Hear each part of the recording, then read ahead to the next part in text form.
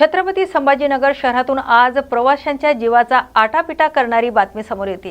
LPG गॅसचा तीव्र टंचाईमुळे शहरातील प्रमुख रिक्षा संघटनांनी आज मध्यरात्रीपासूनच बेमुदत रिक्षा बंदची हाक दिली आहे। या संपामुळे शहराची जनजीवन विस्कळीत झाले असून सकाळपासूनच प्रवाशांचे प्रचंड हाल होत असताना दिसत आहे। धक्कादायक बाब म्हणजे जागतिक स्तरावर अमेरिका आणि इराणमधील युद्धाच्या सावटाचा थेट फटका आता संभाजीनगरच्या रिक्षावाल्यांना बसला आहे। एलपीजी पुरवठा विस्कळीत झाल्याने रिक्षा चालकांनी संपाचं हत्यार उपसलंय। काही ठिकाणी रिक्षा सुरू ठेवण्याचा प्रयत्न करणाऱ्या चालकांना आणि प्रवाशांना अडवण्याचा प्रकारही घडलाय। बसमध्ये क्षमतेपेक्षा जास्त प्रवासी भरणाऱ्या वाहनांवर पोलिसांनी लाठीमार करत वाहतूक सुरळीत केली आहे। या संधीचा फायदा घेत काही रिक्षा चालकही अवघ्या काही अंतरासाठी 100 ते 150 रुपये भाडं आकारून प्रवाशांची आर्थिक लूट सुरू केली आहे। या संपाचा फटका बसलेले ज्येष्ठ नागरिक, महिला आणि सामान्य प्रवासी यांनी आपली व्यथा नेमकी कशी मांडली आहे ते पाहूया या सविस्तर रिपोर्टमधून।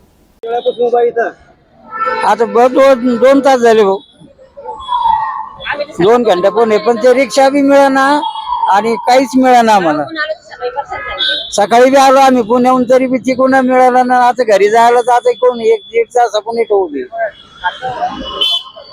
काय वाटतं रिक्षावाल्यांनी जो संप पुकारला नाही, आता ते त्यांच्या पद्धतीने योग्यच आहे। आता त्यांना जर अडचण असेल, तकलीफ असेल किंवा त्यांना परवडत नसेल तर ते त्यांचं बरोबरच आहे।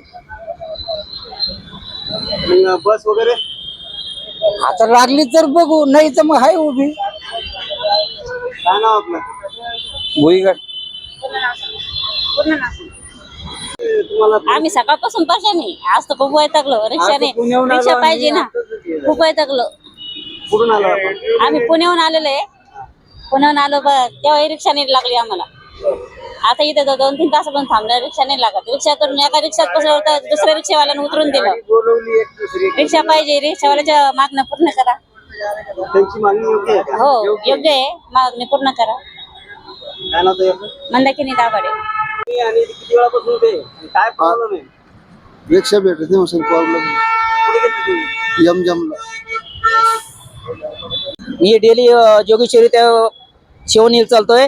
30 रुपये इथून 40 रुपये तिकीट आहे। आज ओलावाले 100 रुपये 80 रुपये मागू राहिले। आता याचा जेव्हा कोण जबाबदार, सरकार आहे का कोण आहे?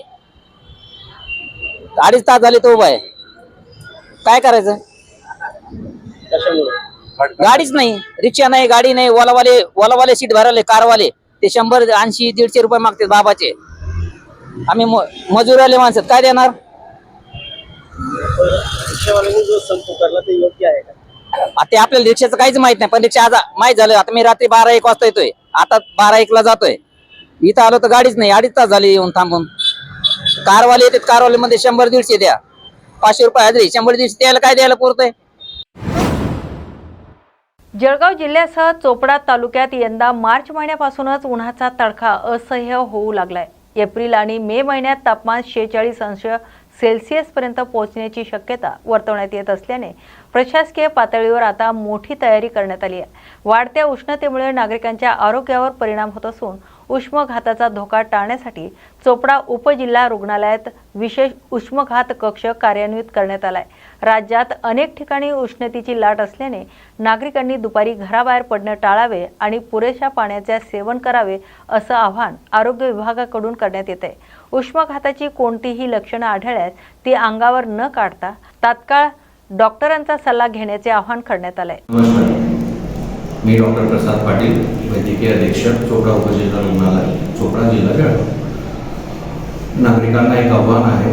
आता उष्णतेची लाट आपल्या खानदेशात, आपल्या जिल्ह्यात आहे, तरी उष्णतेची लाटमध्ये उष्माघाताचा प्रमाण खूप प्रमाणात वाढलं आहे। जशी उष्माघाताचे जे लक्षणं आहेत नागरिकांनी ते समजून घ्यावे।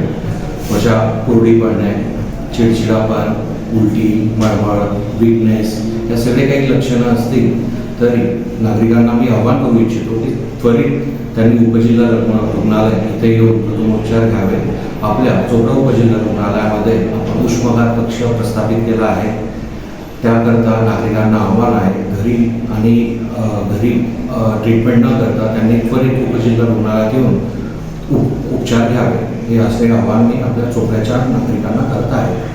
दादा इथे जे नागरिक ज्यांना असं काही लक्षणे आढळून आले आणि त्यांनी जर अंगावर काढलं तर त्याचा गंभीर परिणाम काय होऊ शकतो? त्याचे गंभीर परिणाम होऊ शकतात. आपल्या बॉडीचं टेम्परेचर नॉर्मली 37 असतं, उष्माघातात ते मोर दॅन 40 पर्यंत जाऊ शकतं. त्याकरता त्वरित नागरिकांनी एकतर असं रुग्ण आढळल्यास त्वरित त्यांना सावलीत नेणे, त्याच्या अंगावर थोडं पाणी शिंपडणे किंवा ओल्या कपड्याने त्याचे अंग पुसणे हे प्राथमिक उपचार करून त्यांनी त्वरित उपजिल्हा रुग्णालयात घेऊन यावे.